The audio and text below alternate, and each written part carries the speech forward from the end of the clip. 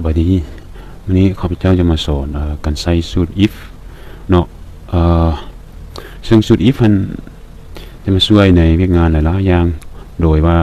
เราจะตั้งเป็นสมมติฐานแล้วเราจะใช้สูตร if ไปช่วยในการวิเคราะห์ข้อมูลซึ่ง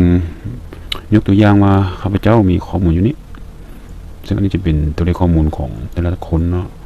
เรามีผลสรุปรวมของข้าพเจ้าแล้วคิดไล่เป็นตัวเลขออกมาก็คือตัวเลขรวม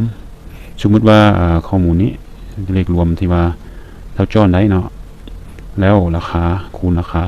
ออกมาเป็นจำนวนเงินเนาะวันนี้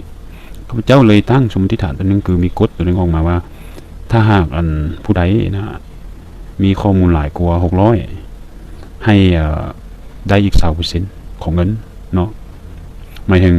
เช็คว่าผู้ใดได้เกิน600นะก็สิได้อีก20%ผู้ใดบ่ฮอน600ก็สิบ่ได้20%ตื่มเนาะดังนั้น20%นี่เขาจะสอบแบบใดก็คือเขาจะใช้สูตร if เนาะ if แล้วก็เปิดวงเล็บแล้วเขาก็เลือกว่าทีนี้ใน if มันจะมีอยู่3ขั้นตอนก็คือ logical test กับ value if true value if false logical test เขาจะมา